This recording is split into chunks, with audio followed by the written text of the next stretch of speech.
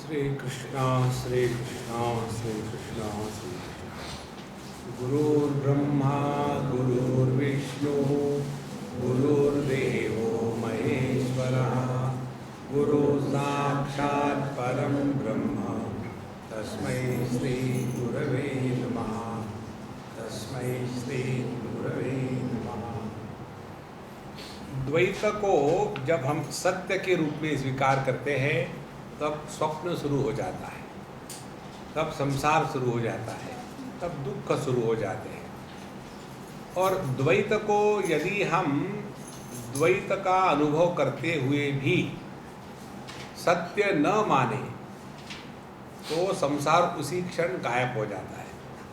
उदाहरण, जब हम किसी अन्य व्यक्ति की तरफ देखते हैं तो उसको अपने से अन्य के रूप में, अलग के रूप में देख रहे हैं। और जब हम दर्पण में देखते हैं तो दर्पण में भी हम उसी प्रकार से देख रहे हैं जैसे किसी अन्य व्यक्ति को देखते हैं, लेकिन उसमें ज्ञान अलग होता है और व्यक्ति को जब देखते हैं तब ज्ञान अलग होता है। व्यक्ति को जब देखते हैं तो ये भाव है कि हम किसी को देख रहे हैं और जिसको हम देख रहे हैं वो हम नहीं है।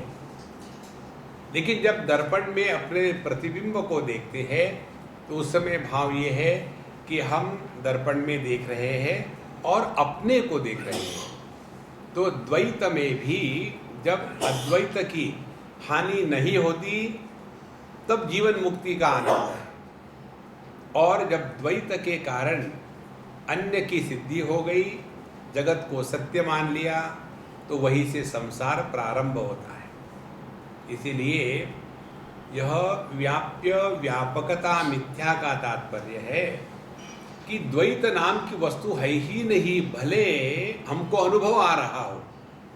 देखो, जैसे दर्पण का प्रतिबिंब, तो प्रतिबिंब नाम की कोई वस्तु नहीं है। क्यों वस्तु नहीं है?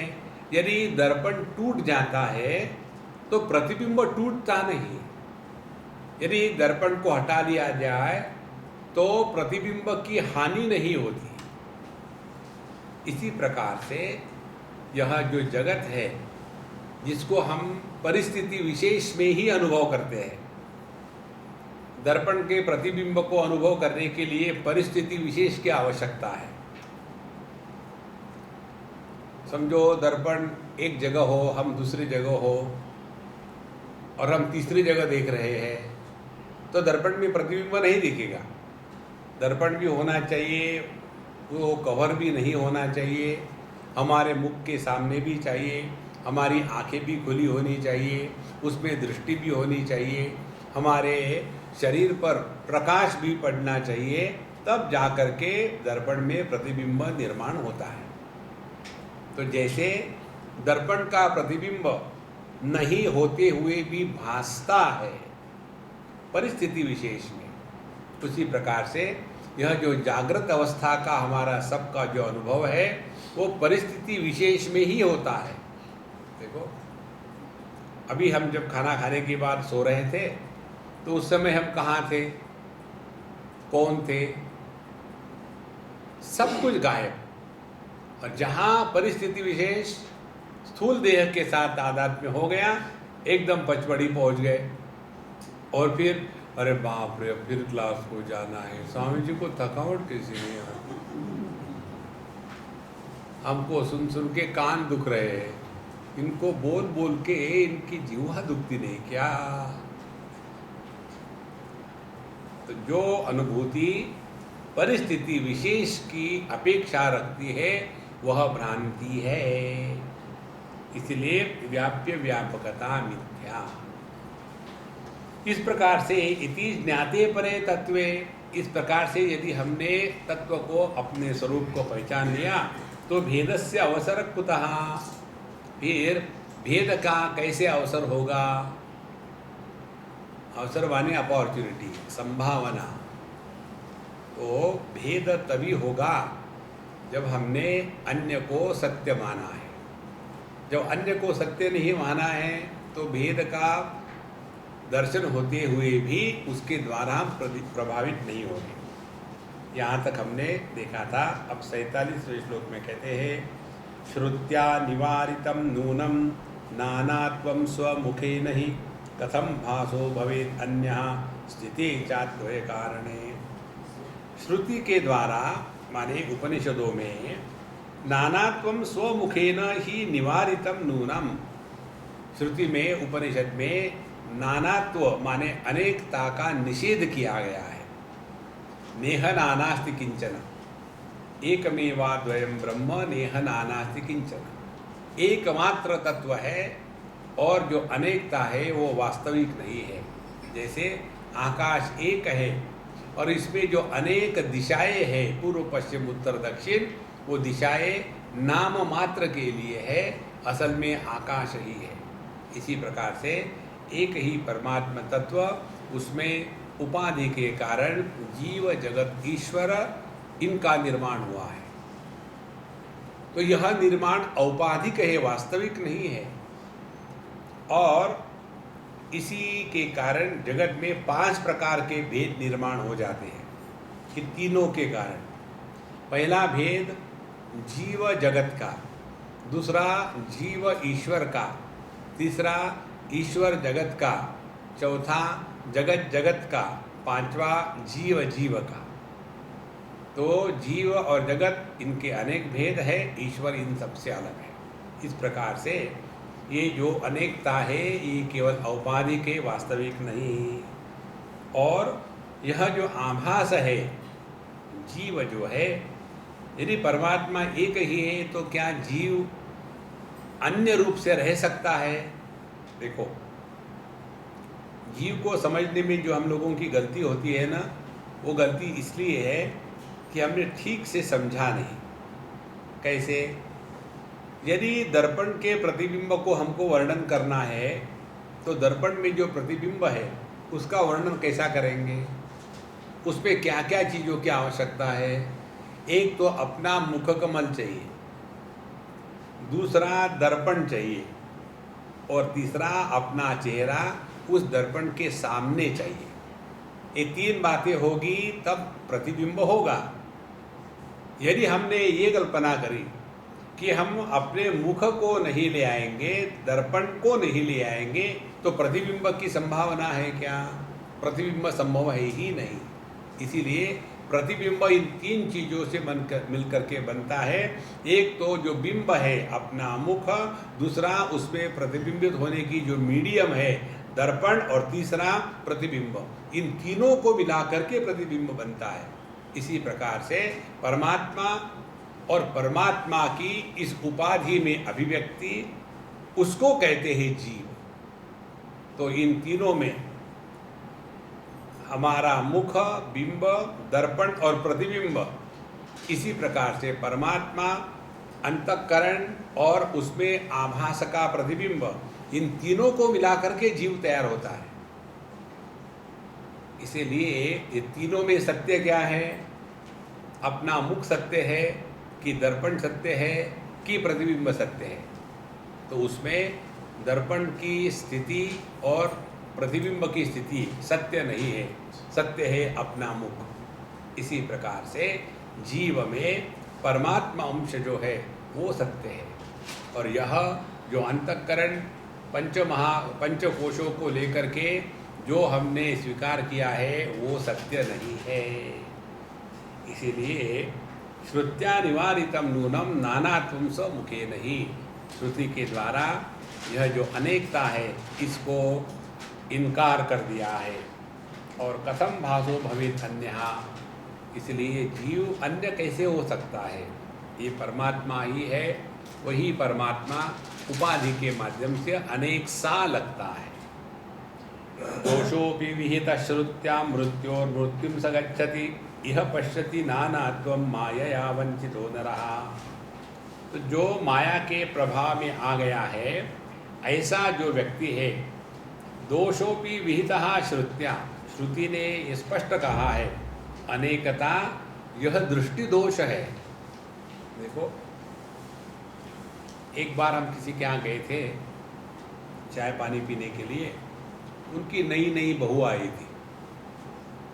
तो उस बहू को बताया, देखो स्वामी जी आए, बहू स्वामी के लिए चाय ले आओ। वो चाय ले आई।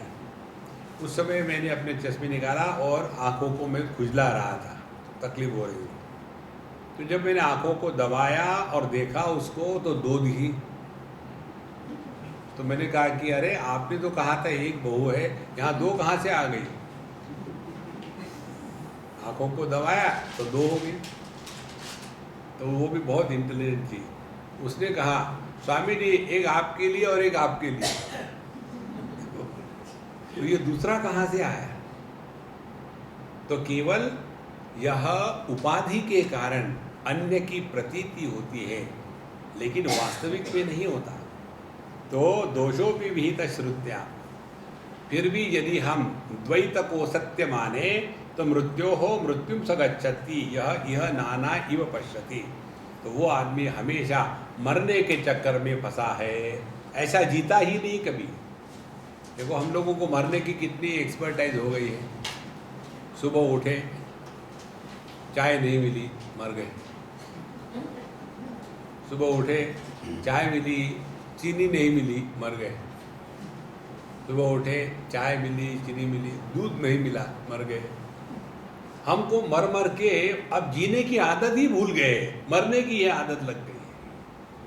यह नाना इव पश्यति। देखो महाराज, जगत में किसी भी वस्तु व्यक्ति पर आप अवलंबित रहो तो आपने अपनी कब्र खोद ली है। कि जगत में हम सब के सब अकेले ही है। ये जो अकेला होना है, इसमें अकेलापन नहीं होता। देखो, being one is different and being lonely is different. हम एक हैं, अकेले नहीं है। अकेलापन यह मानसिक विकृति है। एक होके रहना यह आध्यात्मिक अनुभूति है। इसी को कहते हैं अपरोक्षानुभूति। तो जो व्यक्ति इस माया के कारण, उपाधियों के कारण वंचित हो गया है अपने स्वरूप से, वही दुनिया में अनेकता को देखता है और जिंदगी भर मरते ही रहता है। ऐसे आदमी ने जीना कभी सीखा ही नहीं।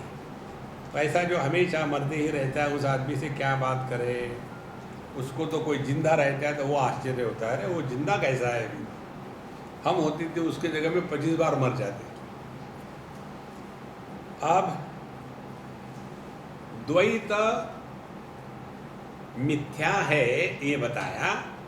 अब एकदम उल्टी बात बताते हैं, सब कुछ परमात्मा ही है। अरे यार, अभी तक तो बताया सब कुछ मिथ्या है, मिथ्या है। हम तो दुनिया को फेंकने जा रहे थे। अच्छा हो गया नहीं फेंका, क्योंकि सब ब्रह्म ही है। अब इसका अर्थ समझ लो। ब्रह्मणः सर्वभूतानि जायन्ते परमात्मनः तस्मादेतानि ब्रह्मैव भवन्तीत्यवधारयेत्। ये संपूर्ण विश्व यदि परमात्मा से ही प्रकट हुआ है तो ये संपूर्ण विश्व परमात्मा ही है। देखो, परमात्मा की सिवा कुछ है ही नहीं। अब ध्यान से सुनना, इसको कैसे समझना है। ये जितनी भी दिशाएं हैं, पूर्व पश्चिम उत्तर दक्षिण नैऋत्य वायव्य आग्नेय इत्यादि और ऊपर नीचे, ये दसों की दसों दिशाएं कहाँ से प्रकट हो गई? आकाश से। अब कहते हैं ये सभी की सभी दिशाएं आकाश ही है। देखो, पूर्व दिशा में सूर्योदय होता है, पश्चिम दिशा में सूर्यास्त होता है। इसीलिए पाश्चात्य जगत में सूर्योदय होता ही नहीं और पौर्वात्य जगत में सूर्यास्त होता नहीं। देखो, ये केवल औपाधिक है। तो कहने का तात्पर्य क्या हो गया?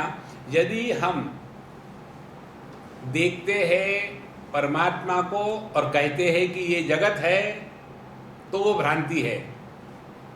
और यदि हम देखते हैं जगत को और पहचानते हैं परमात्मा को, तो वो अपरोक्षानुभूति है।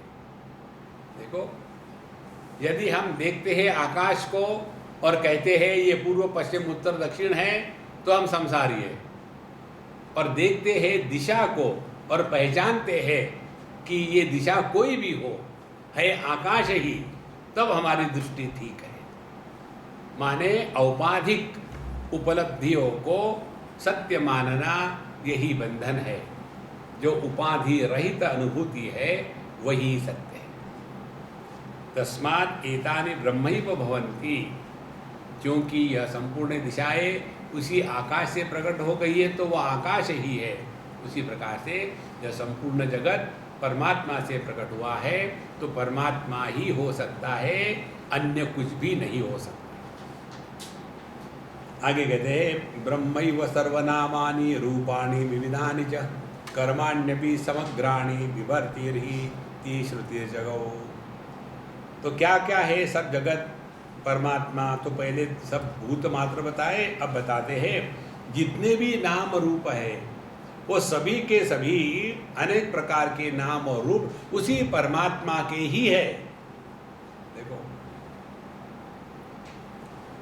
जब हम अंगूठी कहते हैं तब भी हम सुवर्ण को ही लखा रहे हैं, और जब हम गोल कहते हैं रिंग टाइप, उसको भी सुवर्ण को ही बता रहे हैं। तो जगत के किसी भी नाम रूप को हम जब कहते हैं तो असल में हम परमात्मा को ही कह रहे हैं।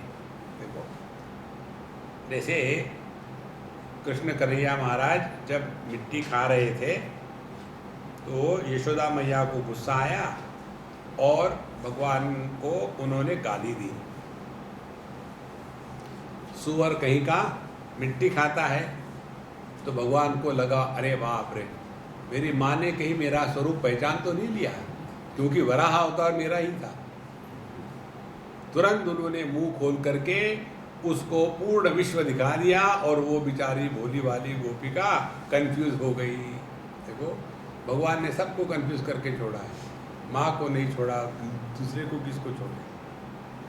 तो ब्रह्मैव सर्वनामानि रूपाणि जो है वो सभी के सभी परमात्मा ही है। चाहे लहर कहो आप पानी को ही स्पर्श कर रहे हैं, चाहे समुद्र कहो आप पानी को ही स्पर्श कर रहे हैं, चाहे बादल को कहो तो आप पानी को स्पर्श कर रहे हैं, चाहे बर्फ कहो आप पानी को स्पर्श कर रहे हैं। तो जितने भी नाम रूप है वो केवल वही परमात्मा के ही है। उसी प्रकार से सभी के सभी कर्म उसी के कारण है। जितने भी कर्म होते हैं वो कर्म प्रभु में ही है, प्रभु ही कर रहा है। देखो, हम खाना खाते हैं, डाइजेशन हम करते हैं क्या? तो हो रहा है ना, तो कौन कर रहा है? तो जैसे डाइजेशन हम नहीं करते, परमात्मा कर रहा है, उसी प्रकार से ये संपूर्ण जीवन जो है वो परमात्मा चला रहा है। लेकिन प्रकृते क्रियमाणानि गुणे कर्माणि सर्वशः अहंकार विमूढ़ात्मा कर्ता अहमिति मन्यते। जो मूर्ख है वो सोचता है कि मैं कर रहा हूँ, मैं कर रहा हूँ। हम जीवन में कुछ नहीं कर सकते महाराज, छींक आई तो उसको रोक भी नहीं सकते, और क्या करेंगे। इसीलिए कर्माणि अपि समग्राणि विवर्तिर्हि इति श्रुति जगौ। सुवर्णात् जायमानस्य सुवर्णत्वं च शाश्वतं ब्रह्मणो जायमानस्य ब्रह्मत्वं च तथा भवेत्। सुवर्ण से जो जो निर्मिति हुई है, देखो, सुवर्ण से दो हमने निर्माण किए, एक राम की मूर्ति, दूसरी रावण की मूर्ति। अब दोनों को रख दिया तो इस मूर्ति का नाम और रूप ये चाहे रहे या मिट जाए। एक मूर्ति की हम पूजा करें क्योंकि भगवान राम की है, दूसरी मूर्ति की पूजा नहीं करें लेकिन क्योंकि वो रावण की है। तो ये हमको कहा फेंक दो रावण को, नहीं, उसमें सोना है। देखो, तो जैसे सभी आभूषणों में सुवर्ण ही सत्य है, इसी प्रकार से इस संपूर्ण जगत में परमात्मा ही सत्य है। देखो, इसीलिए हमने बताया कि ये व्याप्य व्यापकता क्या है, कि जो अनेकता है, जो अन्यता है, यह भ्रांति है, वास्तविक नहीं है। भ्रांति हमारे वो है ही नहीं, माने जगत नाम की कोई वस्तु नहीं है। यदि कुछ है तो परमात्मा है, और उसी परमात्मा को हमने यदि जगत कहा तो ये अपनी समस्या है, भगवान की नहीं है। देखो, एक बार हम कहीं चले गए थे और हमारे बच्चे हमारे साथ थे। होली के दिनों में हमारे यूपी में लोग चीनी के खिलौने बना करके बेचते हैं। चीनी की बिल्ली, चीनी का कुत्ता, चीनी का हाथी। तो दो बच्चे साथ ले गए हम, उनको दिए। एक ने बिल्ली ली, दूसरे ने कुत्ता लिया और वापस आ रहे। अब दोनों में झगड़ा शुरू हो गया। भाई ने कुत्ता लिया था, बहन ने बिल्ली ली थी, और भाई कहता अब मेरा कुत्ता तुम्हारे बिल्ली को खा जाएगा। अब दोनों में झगड़ा, रोना धोना शुरू। बड़े मुश्किल से घर ले आए, तब तक वो भूल भी गए। और होली का त्यौहार है तो बधाई देने के लिए लोग आते हैं। हमारे गुप्ता जी हमारे यहाँ आ गए। आने के बाद अब उनको चाय पिलाना है। हमने कहा भाई चाय बनाओ। तो पत्नी कहती है चाय बनाओ तो ठीक है, चीनी नहीं है तो क्या करें? बोले कुत्ती बिल्ली को डाल दो ना। हाँ हाँ हाँ, मैं भूल गई थी। और चाय बना के लाई और पिया मीठा। मैंने कहा ना कुत्ते बिल्ली को डाल दो, ठीक हो गया ना। अब हमारा गेस्ट परेशान, इसमें कुत्ता बिल्ली डाले। महाराज जी हम तो वेजिटेरियन है। तो जिसको हमने कुत्ता बिल्ली कहा वो चीनी ही थी। जिसको मालूम था वो दुखी नहीं, जिसको मालूम नहीं है वो कंफ्यूज है। देखते हैं भगवान को, कहते हैं जगत। यही भ्रांति है महाराज अपने दृष्टि की। इसीलिए दुनिया को देखो और परमात्मा के रूप में स्वीकार करो, तो आपकी दृष्टि में ये जो परिवर्तन है, इसी के द्वारा आपके व्यवहार में परिवर्तन आ जाएगा, और कुछ नहीं। तो सुवर्णात् जायमानस्य सुवर्णत्वं च वास्तवम शाश्वतम। तो सुवर्ण से बने आभूषणों में सुवर्ण ही सत्य है। उसी प्रकार से इस परमात्मा से जो जगत प्रकट हुआ है वह जगत, वह परमात्मा ही सत्य है। उसी परमात्मा को हमने जगत नाम दिया है।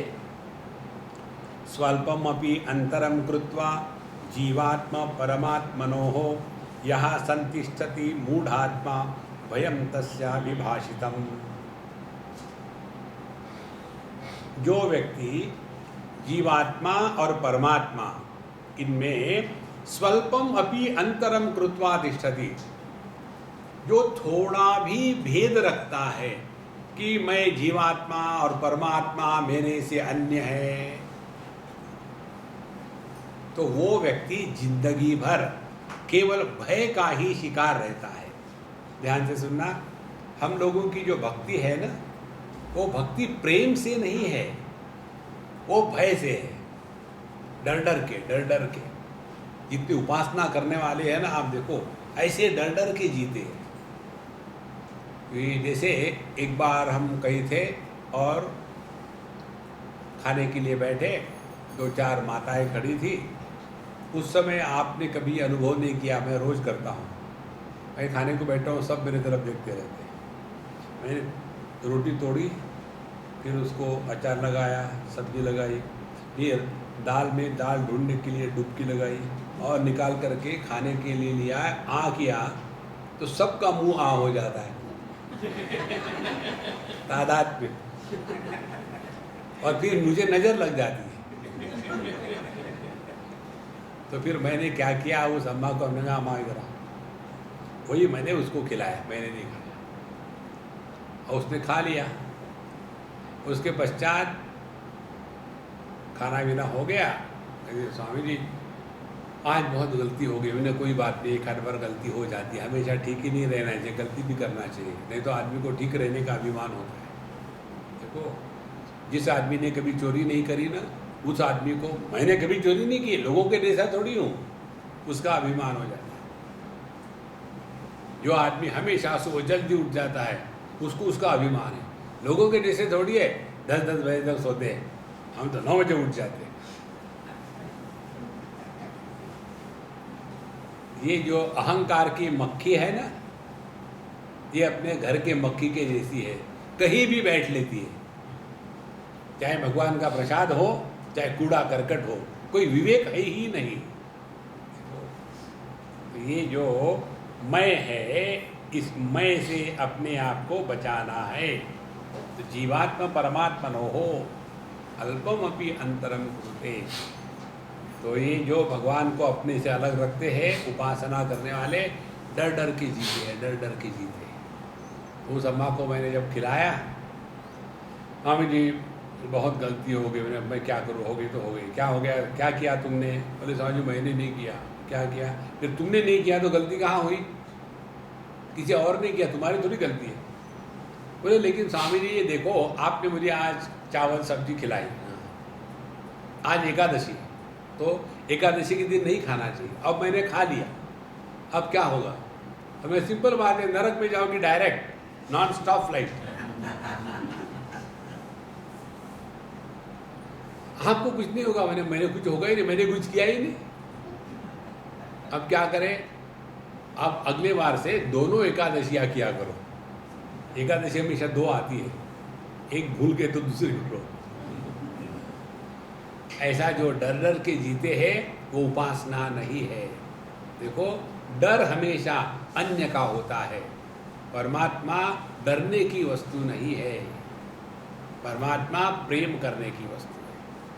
जब प्रेम करेंगे काहे का डर है? वहाँ जहाँ डर है वहाँ प्रेम नहीं है। इसलिए थोड़ा भी अंतर करो अपने में और परमात्मा में। समूढ़ात्मा भयम तस्यामि भाषितम। ऐसा व्यक्ति डर डर के जीता है। जो डर के जीता है उसका कोई जीना है। हर बार ये किया तो क्या हो गया, वो किया तो क्या, बायां हाथ लगाया दाहिना हाथ लगाया, उधर से आया था ये हो गया, फिर उसको धो लो, हरे राम राम राम। अच्छा महाराज, यत्र अज्ञानात् भवेद्वैतम इतरः तत्र पश्यति आत्मत्वेन यदा सर्वं नेतर तत्र जाह्नवी। जब व्यक्ति अज्ञान के कारण, अपूर्ण ज्ञान के कारण द्वैत जब हम देखते हैं तो वहाँ हम अन्य को प्रतीत करते हुए अन्य को सत्य मानते हैं। और आत्मत्वेन यदा सर्वं ज्ञातम, और जब हम संपूर्ण जगत को आत्म रूप से ग्रहण करते हैं तो वहाँ अन्य का होना संभव ही नहीं। देखो कैसे, घर में लड़की है, बहू है, लड़की अपनी है, बहू पराई है। तो अपनी लड़की कुछ भी करे ठीक है, बहू कितनी भी अच्छी हो गलत है। इसमें फर्क क्या हो गया? तेरे मेरा का चक्कर, बाकी कुछ चक्कर नहीं। इसीलिए जगत में रहते समय 2 संभावनाएं हैं। एक तो सबको अपना मानो, या तो किसी को भी अपना मत मानो। दोनों का प्रभाव एक ही होगा। सबको अपना स्वीकार किया तो अन्य कोई है ही नहीं, और कोई भी अपना नहीं है तो चक्कर ही नहीं। क्योंकि व्यक्ति दुखी होता है अपनों से, परायों से दुखी नहीं होता। देखो, हम अपने पति से जितने दुखी है उतना दूसरों को पति से दुखी नहीं है। ऑन द कॉन्ट्री कहते हैं, लोगों के पति देखो कितने अच्छे होते, हमारा देखो। महाराज, आदमी दुखी होता है अपनों से, और सबसे अपना क्या है? अपना मनीराम, अपना मन। मनुष्य अपने मन से जितना दुखी है और किसी से दुखी नहीं, क्योंकि ये मन ही है जो अन्य को प्रतीत कराता है। जब तक मन है तभी तक अन्य है। गहरी नींद में मन नहीं रहता, अन्य नहीं है। अन्य नहीं है, संसार नहीं है। संसार नहीं है, आनंद है। आनंद है, आवाज है। आवाज है, खर्राटे है।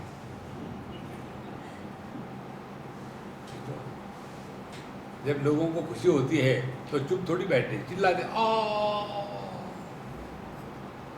उस समय आनंद प्रकट हो रहा है। अब गहरी नींद में जब आनंद प्रकट हो रहा है तो क्या करे, कर कर कर।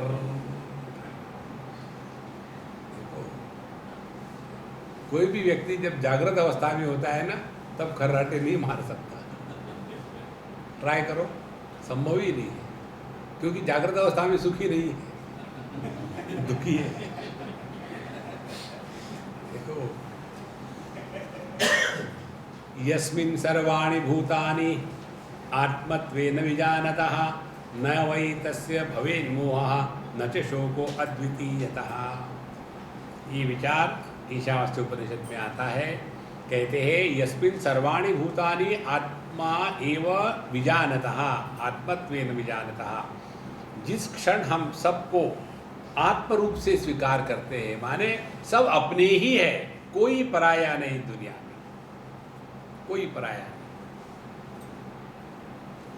देखो ये अनुभूति मालूम है कैसी है, अपने हाथ पैर पेट पीठ सब अलग अलग है। समझो हमारे दांतों ने हमारे जीवा को काट लिया, तो वहाँ एक क्रिया हो गई दुख देने की। तो जीवा को काट लेने के बाद क्या जीवा कहेगी चलो मियाँ ले जाते हैं आपको डेंटिस्ट के पास, उखाड़ के फेंक देंगे, देखते हैं कैसे काटते हैं अगले बार? नहीं, क्योंकि दांत जीवा भले अलग अलग हो, लेकिन आत्मत्वेन दोनों में एक ही है। इसी प्रकार से इस संपूर्ण जगत में अनेकता जो है वो औपाधिक है। तो उपाधि के कारण जो अनेकता है उसको सत्य नहीं मानना है। जो एक है सब में प्रकट हो रहा है वह सत्य है। तो यस्मिन् सर्वाणि भूतानि आत्मत्वेन विजानतः, जिसने सबको आत्म रूप से ग्रहण किया है, न वै तस्य भवेन्मोहः, उसके जीवन में मोह का प्रसंग आ ही नहीं सकता। मोह किसको कहते हैं? मोह की अनेक परिभाषाएं हैं, हम अपने व्यवहार की परिभाषा बताते हैं। मोह कहते हैं भूतकाल को वर्तमान में खींचने के निरर्थक प्रयत्न को मोह कहते हैं। पहले जमाने में ऐसा था, आज कैसा होना, मोह शुरू हो गया। ये जितने भी धर्म संरक्षक होते हैं उनके लिए धर्म क्या है? धर्म माने मेकअप, वही धर्म है। एक बार ये VHP के कोई लोग आकर के हमको बता रहे थे कि स्वामी जी आप हमारे वहाँ आइए, स्कूल की बात है और उसमें आप ये जरूर बताना कि लड़कियां बाल नहीं काटें, ये अपने धर्म के विरुद्ध है। हमने कहा जो धर्म बाल काटने से कट जाता है वो बाल बचा है। अब बाल काटने से धर्म नष्ट होगा? तो स्त्रियों ने बाल काटना धर्म के विरुद्ध है। और आप लोगों के सर पर पहले पगड़ियां होती थी, पगड़ी चली गई, अब वो धर्म नहीं नष्ट हुआ है। इस चक्कर में मत पड़ो, ये आध्यात्म नहीं है। देखो पहले ज़माने में ऐसा होता था, आज के ज़माने में ऐसा ही होगा। देखो हम जब शादी होके आए थे हमारे ससुराल में, तब जो सास जी कहती थी उसके आज्ञा में रहते थे। आजकल के ज़माने बहू हमको कहती है mama get me a coke please, और मुझे अंग्रेजी आती नहीं, फिर मुझे लाना पड़ता। इसी को मोह कहते हैं। पहले जैसा था वैसे अभी होना चाहिए, ये कभी नहीं होगा। दूसरा मोह है अभी जैसा है वैसा हमेशा बना रहे। और अभी जैसा है वैसा बना रहे, वो बना तो नहीं रहेगा, तो फिर क्या करेंगे? फिर हम मेकअप करेंगे, क्योंकि जैसी उम्र बढ़ेगी ब्रेकअप होगा, तो ब्रेकअप को ढकने के लिए मेकअप करो। यही मोह है। देखो पहले के ज़माने में हम तो 40 लड्डू चबा जाते थे। आजकल के बच्चे देखो, आजकल के बच्चे हैं, भैंस थोड़ी है। देखो आ रहा है। तो ये पहले ऐसा था, अब ऐसा होना चाहिए, अब ऐसा है, ऐसा हमेशा रहना चाहिए, इसी के कारण आदमी दुखी होता है। एक जगह हम किसी को जानते हैं, सब अच्छा है, उनके घर में कोई समस्या नहीं, तो वो अम्मा मुझे कहती है, स्वामी जी सब कुछ ठीक है भगवान की दया से, एक ही चीज़ का डर लगता है। सब कुछ ठीक है, डर का है किसी की नज़र ना लग जाए हमारे घर को, और इतना हरा भरा जो संसार है इसमें कहीं गड़बड़ी न हो जाए, बस आपसे यही प्रार्थना है। हमेशा बने रहना यदि है तो अपने परमात्मा स्वरूप को पहचानो, उसमें कोई खोट नहीं आती। प्रकृति में विकृति गारंटी से आएगी। तो जिसने आत्मरूप से सबको पहचान लिया है, उसके जीवन में कोई मोह का प्रसंग नहीं। तो जब देह बूढ़ा हुआ तो मैं बूढ़ा नहीं हुआ, देह में रोग हुए तो मुझे रोग नहीं हुए, क्योंकि देह के साथ तादात्म्य समाप्त हो गया। इसीलिए न वै तस्य भवेद मोहः न च शोक अद्वितीयतः, और मोह नहीं है तो शोक भी नहीं है। शोक किसको कहते हैं? शोक करने की प्रक्रिया को शोक करते हैं। देखो, है कुछ नहीं, दिखाना बहुत। किसने कहा है? हम आपको एक सिद्धांत की बात बताते हैं। हम सभी के सभी अपने जीवन में एक रोग के मारे हुए हैं। कौन सा रोग है? We want to prove something to somebody in this world. जगत के सामने हम कुछ सिद्ध करना चाहते हैं। क्या? हम बड़े अच्छे हैं, हम बड़े भगवान के भगत हैं, हम सिगरेट नहीं पीते, हम पान नहीं खाते, हम दारू नहीं पीते पब्लिक में, घर में करते हैं। अब किसको आप धोखा दे रहे हैं? आप यदि अच्छे हो तो दुनिया को दिखाने के लिए है, लेकिन पूरा हमारा जीवन लोग क्या कहेंगे, लोग क्या कहेंगे। अभी से यदि हम सत्संग में जाए ना तो लोग कहते हैं कि अभी से क्या सत्संग में जाना है, अभी तो बहुत टाइम है, बुढ़ापे में चले जाना, जब सुनने को नहीं आता तब सत्संग सुनो। जब बैठ नहीं सकते तब मेडिटेशन के लिए बैठो। जब याद नहीं रहता, बहू खाना दिया क्या मुझे, सुबह में से 5 बार खा चुके हो, अच्छा मुझे याद नहीं रहता, तब जाकर के भगवद गीता का याद करना। माने जब हम ये दुनिया में जीने के लिए नालायक हो जाते हैं, तब हम आध्यात्म के लिए लायक हो जाते हैं। जैसे हम, कई लोगों की यही भ्रांति है। एक अम्मा ने मुझे कहा भी था, स्वामी जी आप मेरे लड़के को ले जाओ, एकदम नालायक है, किसी काम का नहीं है, आप अपने आश्रम में इसको रख लो, वहाँ सब ऐसे ही लोग आते हैं। देखो, इसीलिए मैंने आश्रम रखा नहीं, क्योंकि सब इकट्ठे हो जाएंगे। नारायण। न वै तस्य भवेद मोहः न च शोक अद्वितीयतः, क्योंकि अन्य है ही नहीं तो कहाँ शोक मोह होगा। देखो, अन्य जब होता है तो जेलसी होती है, कंपैरिजन होती है, कंपटीशन होती है, और अन्य है ही नहीं तो जेलसी भी नहीं, कंपैरिजन भी नहीं, कुछ भी नहीं। जब जब हम जीवन में दुखी हुए हैं अन्य के साथ कंपेयर करके, एक माँ दुखी होती है, हमारा बच्चा देखो ना 4 बार फेल हो रहा है, लोगों के बच्चे तो मेरिट में आते हैं, ऐसा क्यों? अब लोगों के बच्चे मेरिट में आते हैं और आपका बच्चा फेल हो गया, इसकी कोई तुलना करने की आवश्यकता है? इसको समझना है केवल कि इमली के पेड़ को आम नहीं लगते, बस। कितनी सिंपल बात है। लेकिन हम तो है इमली का पेड़ और चाहते आम क्यों नहीं लगते? ये कभी नहीं होगा। इसलिए यदि शोक मोह से निवृत्त होना है तो अपने स्वरूप में निष्ठावान हो जाओ। कि जगत में आप कितने भी समय कुछ भी करते रहो, जब तक के स्वरूप निष्ठा नहीं होगी तब तक के सब व्यर्थ है। आगे कहते हैं, अयमात्मा ही ब्रह्मैव सर्वात्मकतया स्थितः इति निर्धारितं श्रुत्या बृहदारण्य संस्थया। बृहदारण्य उपनिषद में स्पष्ट कहा है अयम आत्मा ही ब्रह्मैव। तो पहले बताया संपूर्ण जगत ब्रह्म है, अब बताते हैं कि यह हमारा जो स्वरूप है ये ब्रह्म स्वरूप ही है। ब्रह्म माने जो सबको इंक्लूड करता है और किसी को एक्सक्लूड नहीं करता। देखो, आकाश बड़े की बड़े वस्तुओं को अपने में रखता है और छोटी की छोटी वस्तु में प्रवेश भी करता है, इसीलिए आकाश सूक्ष्माति सूक्ष्म है।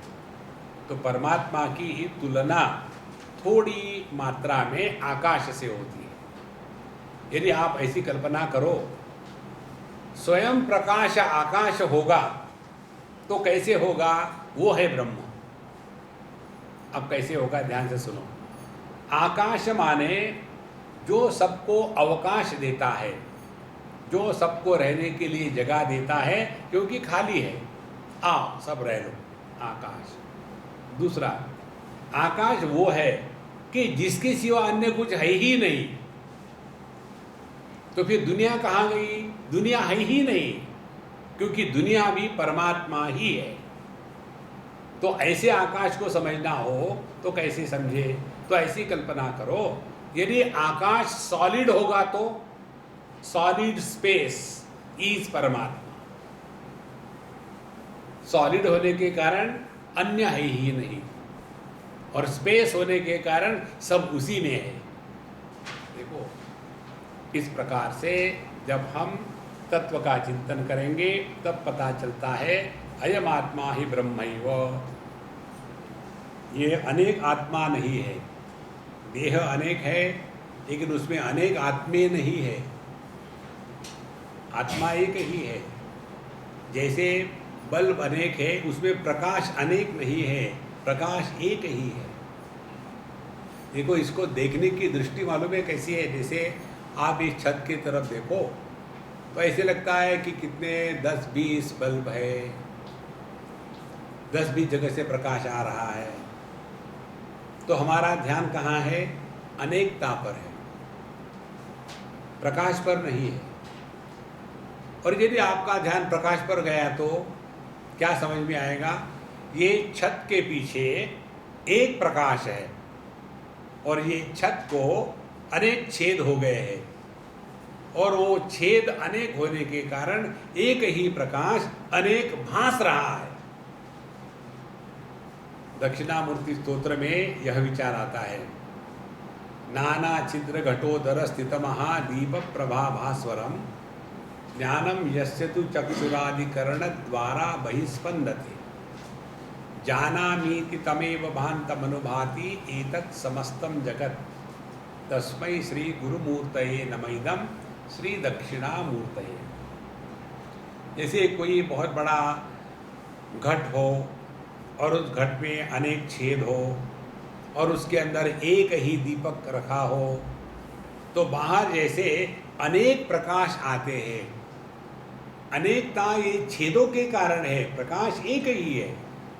इसी प्रकार से हमारा जो देह है इसमें अनेक छेद है, और देह में मन का प्रकाश है। जब ये एक मन का प्रकाश देह के छेदों में से बाहर आता है, तो यदि आँखों के छेद से बाहर आया तो उसको दृष्टि कहते हैं। वही मन का प्रकाश यदि कानों से बाहर आया तब तो उसको श्रवण शक्ति कहते हैं। तो ज्ञानेंद्रिय 5 होने के कारण उसके पीछे 5 मन नहीं होते। इसी प्रकार से एक ही चेतन सत्ता जब भिन्न भिन्न देहों में प्रकट होती है तो अनेकता भासती है उपाधियों के कारण, लेकिन जो अनेकता के रूप में प्रकट हो रहा है वह चेतन तत्व एक है, वही अपना स्वरूप है महाराज। उसको ग्रहण करो। उसको ग्रहण करने के लिए क्या करना पड़ेगा? सभी ये छेदों को मिटा दो, कोई जरूरत नहीं, केवल अपने बुद्धि को ठीक करो। हमने जो अनेकता को महत्व दिया है उसको हटा दो, सब में जो एक तत्व है उधर ध्यान दो। देखो, जितनी ज्यादा अनेकता होगी उतना ज्यादा भेद होगा। देखो, हम सब में अनेकता कितनी है? बहुत सारी है। कोई स्त्री है, कोई पुरुष है, कोई जवान है, कोई बूढ़े है, कोई लंबे है, कोई नाटे है, कोई चौड़े है, कोई पतले है। एकता क्या है? हम सभी के सभी अध्यात्म के मार्ग पर चलने वाले हैं। तो हम जो इकट्ठे हुए हैं इस अध्यात्म के मार्ग के कारण इकट्ठे हुए हैं, अन्यथा भेदों की बात कहेंगे तो बिखर जाएंगे। देखो महाराज, घरों में जो बिखराव आता है ना, वही भेद के कारण।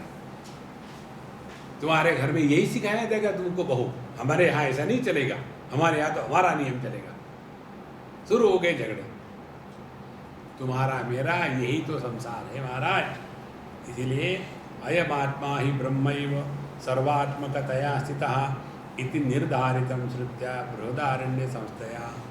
तो बृहदारण्य में यही बताया, एक ही आत्म तत्व है जो सब में प्रकट हो रहा है। तो प्राकट्य भले ही भिन्न रूप से होवे, इसके कारण तत्व अनेक नहीं होता।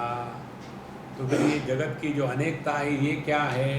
बोले जगत की जो अनेकता है ये भ्रांति प्रत्यय है, ये इल्यूजन है, ये वास्तविकता नहीं है, ये मिथ्या है। तीन बातें होती है। जैसे एक होना सद्वस्तु, जैसे हमारे मुख में जिह्वा है इसीलिए हम बोल रहे हैं। दूसरी बात, हमारे सर पर सींग नहीं है, असत। तीसरी बात, किसको यदि सींग दिख रहे हो तो, माने जो न होते हुए भी प्रतीत हो रहा हो उसको कहते हैं मिथ्या। तो ये जगत ऐसा ही है, न होते हुए भी जो प्रतीत हो रहा है उसको मिथ्या कहते हैं। तो जगत में ब्रह्म भाग जो है वो सत्य है, नाम रूप जो है वह मिथ्या है। इसीलिए कहते हैं अनुभूतोप्ययम लोको व्यवहार क्षपोपि सन असद्रूपो यथा स्वप्न उत्तर क्षण बाधतः। अयम लोकः, लोक माने अनुभव। हमारे जितने भी अनुभव है इस जगत के, ये सभी के सभी कैसे हैं? कहते हैं व्यवहार क्षमः अपि सन, इसमें व्यवहार बढ़िया हो रहा है। ध्यान से सुनना, किसी का अनुभव आ रहा हो, कोई व्यवहार के लिए उपयोगी हो, इसका अर्थ ये नहीं है कि वो सत्य है। देखो, हमने अपने बॉयफ्रेंड से शादी करी, वो बन गए पति और हम बन गए पत्नी। अब पति ये सत्य है कि वो लड़का ये सत्य है? तो हमारे लिए तो पति सत्य होगा। तो उसके बाद ऐसा हुआ कि हम मर गए। हम मर गए तो पति कहाँ गया? लड़का तो जिंदा है ना, लड़का थोड़ी मरेगा। पति कहाँ गया? पति कहीं होता तब जाता ना। पति नाम की कोई वस्तु है क्या? हमने ये आपको बताया था पति पत्नी की बात। एक पति पत्नी शादी होने के बाद 5 साल के बाद पत्नी ने पति को कहा, हनी डार्लिंग, यदि मैं मर जाऊं तो पति ने कहा ऐसा मत कहो, मैं पागल हो जाऊंगा, ऐसा मत कहना, कोई दूसरी बात कहो। अरे ठीक है। और 5 साल बीत गए। 10 साल के बाद फिर, याद है हनी, हमने आपको पूछा था 5 साल पहले, शादी के 5 साल बाद यदि हम मर गए तो, हमने कहा था बिल्कुल कहो मत, हम पागल हो जाएंगे। बोले वो तो मुझे पता है, मुझे ये पूछना है क्या आप दूसरी शादी करोगे? तो उसने कहा मैं इतना पागल नहीं हो जाऊंगा कि दूसरी शादी करूंगा, एक बार कर लिया बहुत हो गया। फिर 5 साल बीत गए, 15 साल हो गए। 15 साल होने के बाद फिर पत्नी ने पूछा, हनी डार्लिंग, याद है पिछले बार मैंने कहा था मैं मरूंगी तो आप दूसरी शादी करोगे क्या? तो आपने कहा था कि मैं इतना पागल नहीं हो जाऊंगा। अब मैं फिर से आपसे वही पूछती हूँ कि यदि मैं मर गई तो आप क्या दूसरी शादी करोगे? बोले पागल आदमी कुछ भी कर सकता है।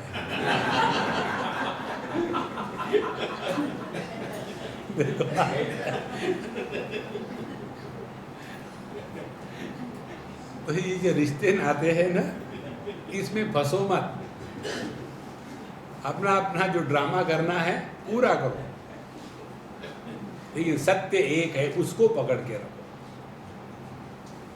नहीं तो पति पत्नी होंगे, हमेशा साथ रहेंगे, हमेशा दुखी रहेंगे। देखो ये कोई जीवन है? 2-4 दिन की जिंदगी है, मौज में रहो महाराज। दुखी होने के लिए नहीं आए हम यहाँ। हम आपको एक सिद्धांत की बात बताते हैं, सब जग रहे हो तो। हम सभी के सभी इस पचमढ़ी में जो आए हैं वो वैकेशन के लिए आए हैं। तो यहाँ आ रहे तो यहाँ के माहौल का आनंद लो ना, क्योंकि हमको मालूम है 2-4 दिन के बाद वापस जाना है। इसी प्रकार से हम दुनिया में जो आए हैं ना, वैकेशन पर आए हैं। जब वैकेशन पर आते हैं तो पैसे गिनते नहीं, पैसे उड़ाते हैं। देखो बचा बचा के नहीं रहते, क्योंकि पहले बजट होता है। यहाँ जाना है कितना, 1 लाख खर्चा करेंगे, बहुत ठीक, 1 लाख लेके आए। तो फिर अभी कितना, अभी 20,000 बाकी, अभी चल देखो चलो ये खरीद लेते, जरूरत नहीं है, लेकिन अभी ये 20 रुपये का क्या करेंगे, खरीद लो। क्योंकि यहाँ हम वैकेशन पर आए।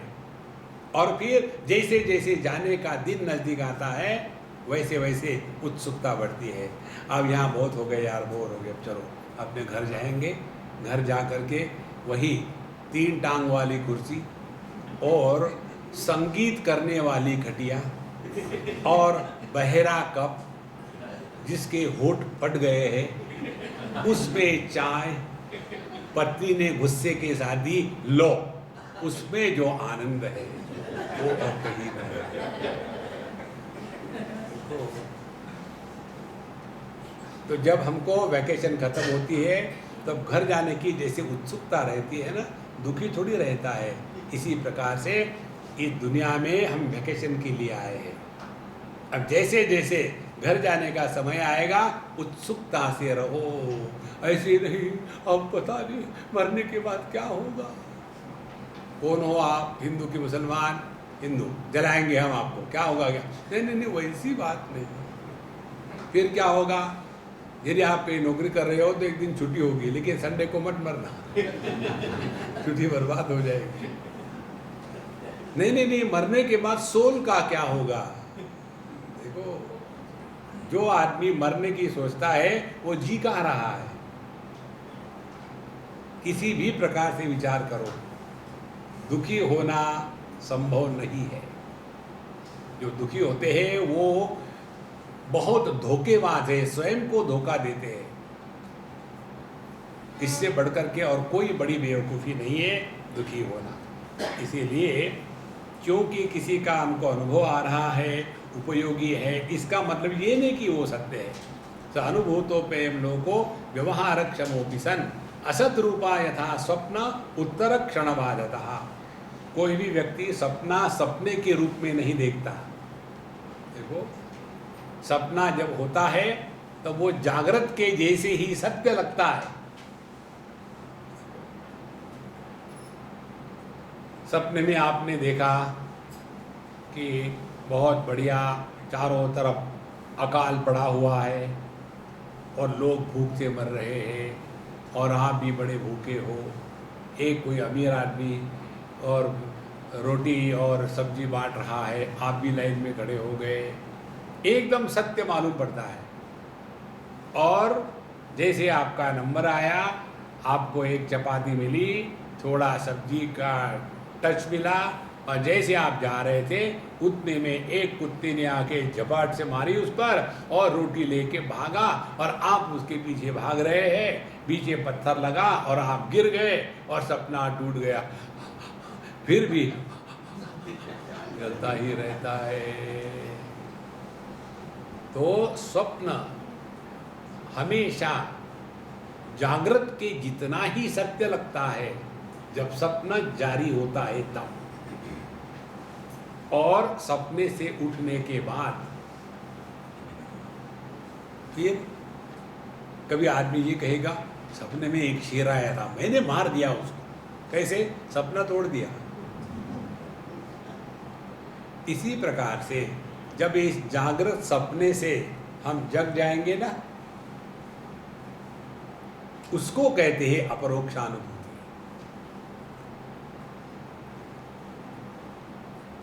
जागृत की अनुभूतियां मन के द्वारा होती है, स्वप्न की अनुभूतियां मन के द्वारा होती है।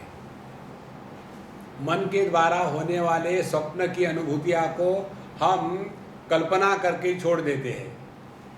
जागृत की अनुभूतियां जो उसी मन से होती है उसको हम सत्य कहते हैं, और हम अपने आप को बड़े 30 मार का समझते हैं। या तो सपने को सत्य कहो, या तो जागृत को स्वप्न तुल्य समझो। इसलिए असद्रूपः यथा उत्तर क्षण बाधतः, जैसे सपने की लाभ हानि उसी क्षण समाप्त हो जाती है जब सपना टूटा, इसी प्रकार से यह जो जागृत अवस्था का जगत है ये भी जहाँ हम अपने स्वरूप में जग गए उसी क्षण समाप्त हो जाता है। स्वप्नो जागरणे लिकः स्वप्ने ही नहीं जागरः द्वयमेव लये नास्ति लयोपि उभयोर्न च।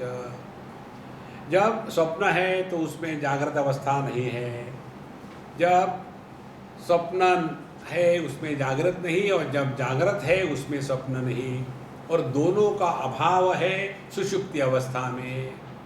लेकिन इन तीनों में जो नित्य निरंतर उपलब्ध है वही अपना स्वरूप है, उसी को आत्म रूप से पहचाने महाराज।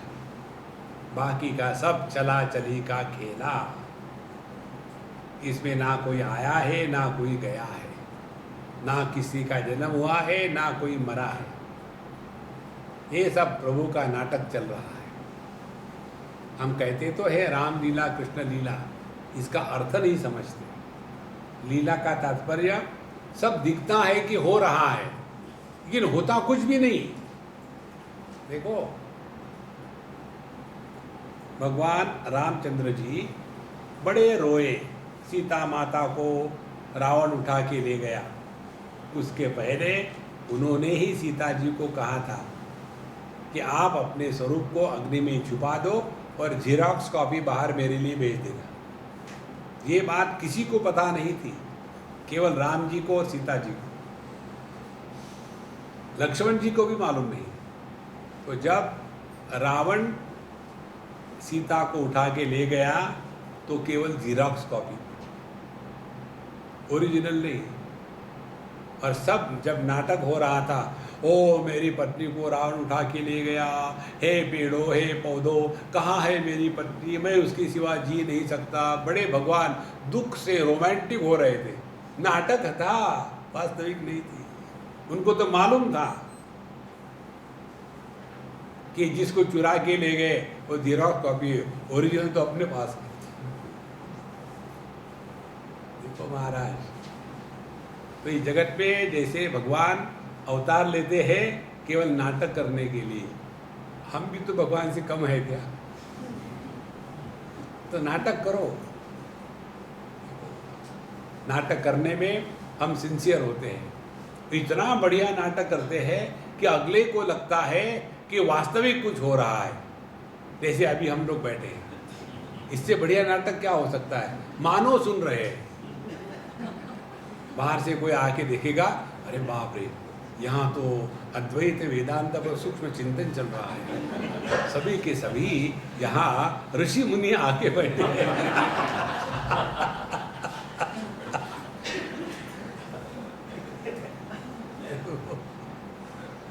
तो जैसे हम वेदांत श्रवण का नाटक करते हैं ना, वैसे ही दुनिया का श्रवण करो। यहाँ हमको बताते हैं तुम ब्रह्म हो, हाँ तुम कहते हो, क्या फर्क पड़ता है? उसको हम स्वीकार नहीं करेंगे। किसी ने कहा तुम बेवकूफ़ हो तो उसको स्वीकार करेंगे। इसलिए स्वीकार करेंगे तुमने कैसा पहचाना।